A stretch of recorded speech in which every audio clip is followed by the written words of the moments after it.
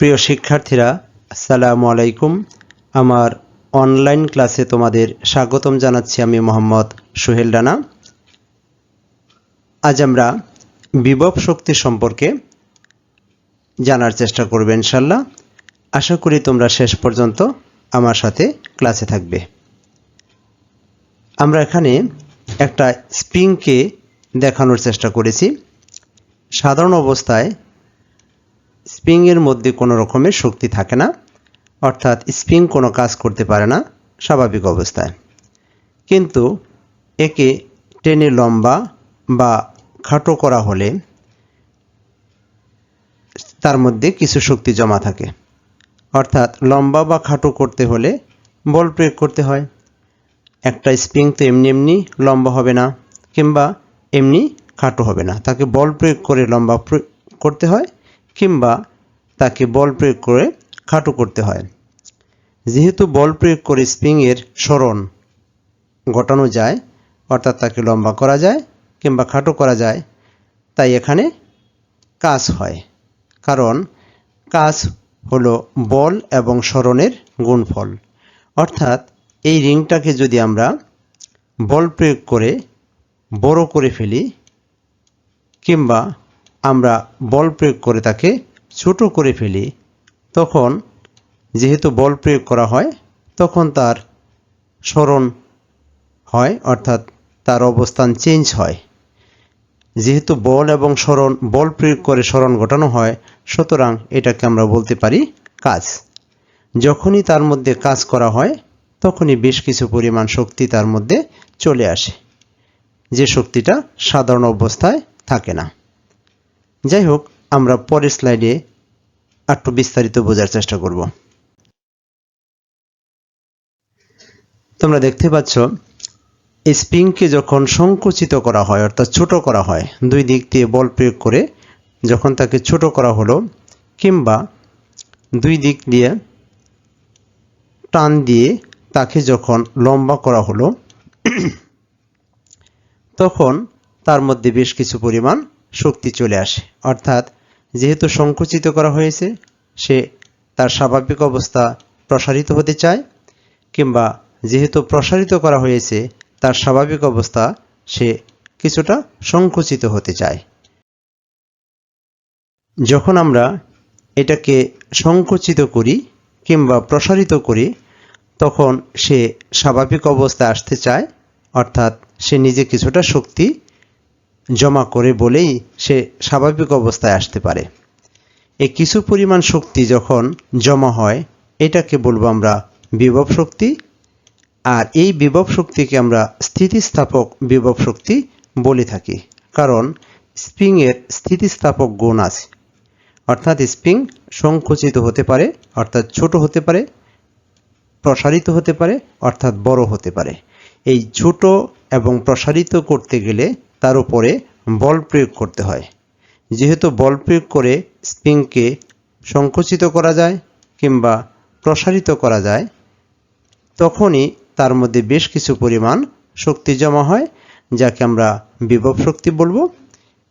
এই শক্তিকে আমরা স্থিতিস্থাপক বিভব শক্তি বললে আরো সুন্দরভাবে তার ধর্মের সাথে মিলে যায়। অর্থাৎ একটা স্প্রিংকে অথবা একটা রাবারকে যখন আমরা সংকুচিত অথবা প্রসারিত করি, তার মধ্যে কিছু পরিমাণ শক্তি জমা হয়। এই শক্তিকে বলবো আমরা স্থিতিস্থাপক বিভব শক্তি, যেহেতু স্প্রিং অথবা রাবারের স্থিতিস্থাপক গুণ আছে। প্রিয় শিক্ষার্থীরা, এখন আমরা একটা পরীক্ষা করে দেখব যে এই বিভব শক্তি আমরা একটু পরিষ্কারভাবে বুঝতে পারি কিনা। একটি বইকে যদি টেবিলের নিচ থেকে টেবিলের উপর তুলতে চাই, তাহলে বল প্রয়োগ করে তাকে তুলে আনতে হবে। এই বইটাকে যদি আমরা উপরের দিকে টেবিলের মধ্যে তুলতে চাই, অবশ্যই এখানে ফোর্স অথবা বল প্রয়োগ করতে হবে। ফলে বিজ্ঞানের ভাষায় ওই বস্তুর উপর কিছু বিভব শক্তি জমা হবে। কেননা এই বস্তুটাকে যদি আমি বল প্রয়োগ করতে চাই, তাহলে তার সরণ হবে। অর্থাৎ বইটা একটু আগে নিচে ছিল, সে বইটা টেবিলের উপরে উঠে আসবে সুতরাং বল প্রয়োগের ফলে বলে যদি আমরা বইটা সরণ ঘটাতে পারি তাহলে এখানে কাজ হবে, অর্থাৎ F ইজ ইকাল টু আমরা বলবো F না, আমরা এটাকে বলবো বল প্রয়োগ করে, আমরা যদি বল প্রয়োগ করে দেখো আমরা যদি বল প্রয়োগ করে আমরা কোনো বস্তুর সরণ ঘটাতে পারি, অর্থাৎ S দূরত্ব সরাইতে পারি, তখন সেটাকে বলবো আমরা কাজ। আর আমরা জানি এই কাজটুকুই ওই বস্তুর মধ্যে বিভব শক্তি হিসেবে জমা হবে। আশা করি বুঝতে পেরেছো। এখন আমরা পরের স্লাইডে দেখব। দেখো আমরা টেবিলের নিচ থেকে এই বইটাকে উপরের দিকে তুললাম, অর্থাৎ এই বইটার ভর হচ্ছে m, অর্থাৎ বইয়ের একটা ভর আছে। এই ভরটাকে m ভরের বইটাকে আমরা F বল প্রয়োগ করে আমরা h উচ্চতায় তুললাম, অর্থাৎ বইটা আগে এখানে ছিল, এখান থেকে আমরা এই টেবিলের উচ্চতায় উপরে তুলে নিয়ে আসলাম, অর্থাৎ h উচ্চতায় তুললাম, অর্থাৎ তার সরণ হলো h। যেহেতু সরণ তার h, বইটা টেবিলের উপর যখন থাকলো অর্থাৎ বইটার মধ্যে কিছু পরিমাণ বিভব শক্তি জমা হয়েছে। এখন আমরা দেখব এই বইটাকে যদি আমরা টেবিলের কিনারায় নিয়ে আসি তাহলে বইটা নিচের দিকে পড়ে যাবে, তখন কি ঘটনা ঘটে দেখো।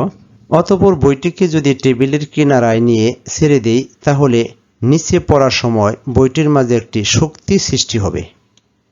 যেহেতু বইটা উপরে ছিল, এই বইটা উপর থেকে যদি নিচে পড়ে তাহলে অভিকর্ষের টানে পড়বে, কারণ প্রত্যেকটি বস্তুকে পৃথিবী তার কেন্দ্রের দিকে টানে। বইয়ের যেহেতু ভর m আছে, সুতরাং এই বইটাকে পৃথিবী নিচের দিকে আকর্ষণ করবে। এটাকে বলবো আমরা অভিকর্ষ বলের কারণে বইটা নিচে পড়তে থাকবে। যেহেতু নিচে পড়তে থাকবে তাহলে তার মধ্যে একটা শক্তি জমা হবে, শক্তি সৃষ্টি হবে, কারণ একটা বই যখন টেবিলের উপর থেকে নিচে পড়ে অবশ্যই তার মধ্যে কিছু শক্তি সৃষ্টি হয়। শক্তি সৃষ্টি না হলে সে বইটা নিচের দিকে পড়তে পারে না। তাহলে আমরা জানতে পারলাম বিশেষ বিশেষ বস্তুর উপর বল প্রয়োগ করে কাজ করলে, দেখো এই m ভরের বইটাকে আমি বল প্রয়োগ করে টেবিলের উপরে ওঠাতে হয়েছিল, অর্থাৎ F বল প্রয়োগ করে এই বস্তুটাকে h উচ্চতায় তোলা হয়েছিল। কত? h উচ্চতায় তোলা হয়েছিল, অর্থাৎ বল প্রয়োগ করে কাজ করা, বল প্রয়োগ করে তাকে বস্তুটা সরণ ঘটানো হয়েছিল। সেই কাজটুকু শক্তি হিসেবে তার মধ্যে জমা হয়, সেটাকে আমরা বলি বিভব শক্তি। এটাকে বিজ্ঞান ভাষায় বলা হয় সাধারণ বিভব শক্তি বা পটেনশিয়াল এনার্জি। আর এই বইটাকে যখন আমরা উপর থেকে নিচে ফেলে দেই, অভিকর্ষের টানে যখন নিচের দিকে পড়তে থাকে তখন তার মধ্যে একটা শক্তি জমা হয়েছিল। এই যে শক্তি উপরের তোলার সময় শেষ পেয়েছিল, অর্থাৎ বইটার মধ্যে এমনিতেই কোনো শক্তি ছিল না, যখন উপরে তোলা হলো তখন তার মধ্যে বিভব শক্তি জমা হলো। এই বিভব শক্তির বলেই সে আবার বইটা নিচের দিকে নেমে আসলো অভিকর্ষের টানে। অতএব আমরা বুঝতে পারলাম কোনো বস্তুকে উপরে তোলা হলে তার মাঝে বিভব শক্তি জমা হয়। এই বস্তুটা যখন উপরে ছিল তখন তার মধ্যে একটা বিভব শক্তি জমা হয়েছিল। যেহেতু প্রত্যেকটি বস্তুর ওজন আছে, অর্থাৎ পৃথিবী তাকে অভিকর্ষ বল দ্বারা নিচের দিকে টানছে, তাই কোনো বস্তুকে উপরে তুলতে হলে তার ওজনের সমান পরিমাণ বল প্রয়োগ করতে হয়। প্রিয় শিক্ষার্থীরা, আমরা আগেই বলেছিলাম এই বস্তুর বইয়ের ভরটা যদি আমরা m ধরি, এই m ভরের বস্তুকে পৃথিবী g বল দিয়ে নিচের দিকে টানে, অর্থাৎ mg বল দিয়ে নিচের দিকে তা টানে।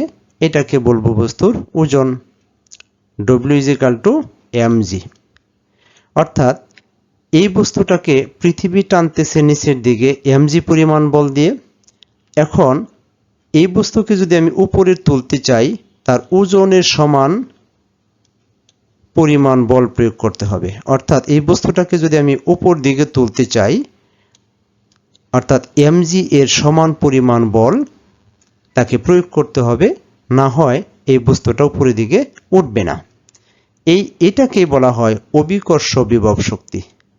অর্থাৎ অভিকর্ষের টানে কোনো বস্তু নিচের দিকে যে বল দ্বারা আকর্ষিত হয়, ওই বস্তুকে যদি আমরা উপরে তুলতে চাই অভিকর্ষ বলের বিরুদ্ধে, তাহলে ওই বস্তুর ওজনের সমান পরিমাণ বল নিচ থেকে প্রয়োগ করতে হয়। এই পরিমাণ বলকে বলবো আমরা অভিকর্ষ বিভব শক্তি। কেন? এই বলটাকে আমরা অভিকর্ষ বলের বিরুদ্ধে প্রয়োগ করছি। অর্থাৎ বস্তুকে টানতেছে যে বল দ্বারা নিচের দিকে, আমরা একে উপরে তোলার জন্য চেষ্টা করতেছি।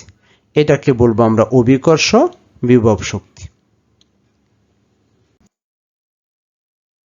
তাহলে দেখো, অভিকর্ষ বিভব শক্তি কথাটার অর্থ হলো অভিকর্ষ বলের বিরুদ্ধে করা কাজ।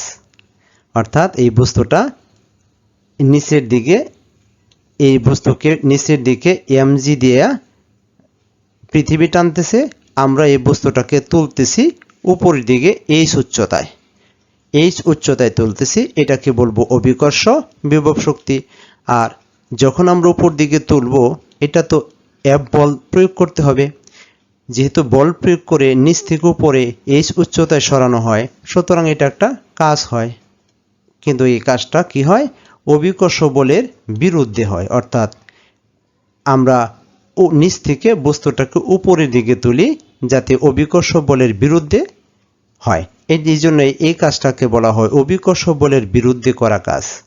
আমরা জানি কাজ এক ধরনের, কাজ করতে গেলে বল লাগে, এই জন্য এটাকে বলবো আমরা অভিকর্ষ বল। আর যেহেতু বস্তুটা সরণ হয়, তাহলে আমরা বলবো অভিকর্ষ বলের বিরুদ্ধে করা কাজ, কাজ ইজিক্যাল টু বল ইন্টু সরণ। অর্থাৎ অভিকর্ষ বলের বিরুদ্ধে আমরা কাজটা করি বলে এটাকে বলবো অভিকর্ষ বল। আর কাজ হতে হলে তার সরণ হতে হয়, এই জন্য এটাকে বলবো আমরা সরণ। তাহলে অভিকর্ষ বল ইন্টু সরণ গুণ করলে যে কাজটা পাওয়া যাবে সেটাকে বলবো অভিকর্ষ বিভব শক্তি, যাকে আমরা বলি অভিকর্ষ বলের বিরুদ্ধে করা কাজ। যেহেতু বল হচ্ছে আমরা আগেই বললাম অভিকর্ষ বলের কোনো বস্তুকে আমরা যখন উপরে তুলতে চাই, তখন এর বিরুদ্ধে অর্থাৎ উপর দিকে ওজনের সমান পরিমাণ একটা বল প্রয়োগ করতে হবে। এটা হবে তার বস্তুর ওজন। এই ওজনের সমান পরিমাণ একটা বল উপর দিকে প্রয়োগ করতে হবে। তাহলে বল আর কিচ্ছু না, বস্তুর ওজন। অর্থাৎ এই যে অভিকর্ষ বল আর কিচ্ছু না, এটা হচ্ছে কি বলে বস্তুর ওজন। অভিকর্ষ বল কি? কোনো বস্তুকে mg বল দিয়ে পৃথিবী টানতেছে, আর আমরা তার উল্টা দিকে বস্তুটাকে তুলতে চাচ্ছি, এটাকে বলা হয় বস্তুর ওজনের সমান পরিমাণ একটা বল। আর এটাকে আমরা কত উচ্চতায় তুলব? যত উচ্চতায় তুলব এটাকে বলবো তার সরণ। তাহলে অভিকর্ষ বল হলো বস্তুর ওজন, ওজনের সমান একটা বল, আর সরণ তো সরণই। এখন আসো, ওজন মানে হচ্ছে mg, m হচ্ছে ভর এবং g হচ্ছে তার অভিকর্ষ ত্বরণ। এই দুইজনকে বলবো আমরা বস্তুর ওজন। তাহলে ওজনকে বাংলায় পাওয়া যায় mg, অর্থাৎ বস্তুর ভর এবং অভিকর্ষ ত্বরণ। আর সরণ তো আগেরটাই রয়ে গেল।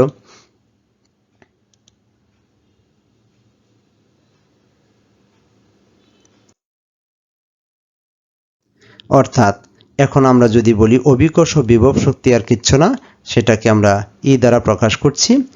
ভর হচ্ছে m, অভিকর্ষ ত্বরণকে আমরা জি দ্বারা প্রকাশ করি, এবং আমাদের সরণটা হচ্ছে গিয়া উপরের দিকে, যেহেতু এটাকে হাইট বলা হয়, এই সরণটা হচ্ছে গিয়া h উচ্চতায় বইটাকে উপর দিকে তোলা হয়েছে, এটা সরণটা হচ্ছে h।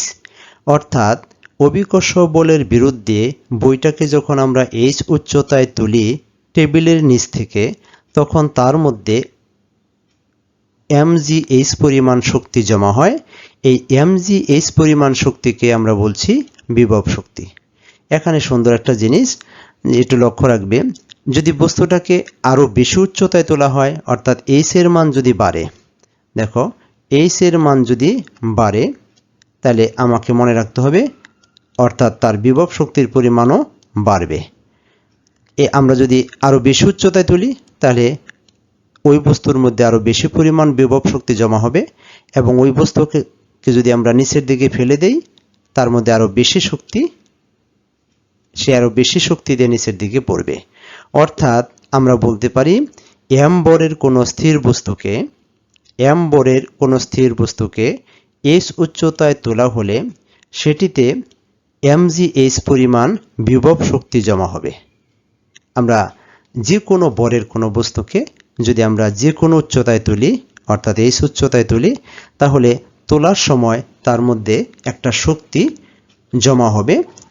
সেই শক্তিটা পরবর্তীতে যদি আমরা তাকে উপর থেকে নিচে নামাই অর্থাৎ ছেড়ে দেই তখন সেই শক্তিটা আবার একটা শক্তিতে রূপান্তরিত হবে, সেটাকে বলবো আমরা গতিশক্তি, যেটা আমরা পরের ক্লাসে জানবো ইনশাল্লাহ। আশা করি আজকে আমরা বুঝতে পেরেছি যে কোনো বস্তুকে যদি আমরা নিচ থেকে উপরের দিকে তুলতে চাই অভিকর্ষ বলের বিরুদ্ধে, ওই বস্তুর মধ্যে এমনিতেই কোনো শক্তি থাকে না, অর্থাৎ এই বইটার মধ্যে এমনিতেই কোনো শক্তি নাই যখন নিচে ছিল। যতই আমরা উপরের দিকে বল প্রয়োগ করে তুলব ততই তার মধ্যে এই বিভব শক্তির পরিমাণ বাড়তে থাকবে। আর এই বিভব শক্তির পরিমাণ হবে বস্তুর ভর ইন্টু অভিকর্ষ ত্বরণ ইন্টু উচ্চতার গুণফলের সমান। অর্থাৎ বস্তুর উচ্চতা যত বাড়বে এই বিভব শক্তির পরিমাণ তত বাড়বে। আমরা দেখলাম যে একটা স্থির বস্তুকে যখন আমরা উপরের দিকে সরিয়ে দিই তখন তার মধ্যে একটা কাজ হয়, এটাকে বলবো অভিকর্ষ বলের বিরুদ্ধে কাজ। এই কাজের ফলে তার মধ্যে একটা শক্তি জমা হয় যাকে বলবো আমরা বিভব শক্তি, যাকে E = mgh দ্বারা প্রকাশ করা হয়। অর্থাৎ m বস্তুর ভর যদি নির্দিষ্ট হয়, g এর পরিমাণ আমরা জানি 9.8 এবং উচ্চতা যদি আমরা জানি তাহলে আমরা বলতে পারবো ওই বস্তুর মধ্যে এই পরিমাণ শক্তি জমা হয়েছে। যাই হোক, আজকের ক্লাসটাই মূলত ছিল বিভব শক্তি বা পটেনশিয়াল এনার্জি নিয়ে। আশা করি আজকের ক্লাসটা যারা প্রথম থেকে শেষ পর্যন্ত মনোযোগ সহকারে দেখেছো তাদের কিছুটা হলেও উপকারে লাগবে। আর যদি উপকারে লাগে আমার চ্যানেলটি তোমরা সাবস্ক্রাইব করবে, আমার ভিডিওগুলো লাইক শেয়ার করবে, তোমাদের যদি কোনো ভালো কমেন্টস থাকে করতে পারো। সেই প্রত্যাশায় আজকে এখানে শেষ করব। সবাই ভালো থেকো, পরের কোনো ক্লাসে আবারও কথা হবে ইনশাল্লাহ। আজকে এই পর্যন্তই। আসসালামু আলাইকুম, আল্লাহ হাফেজ।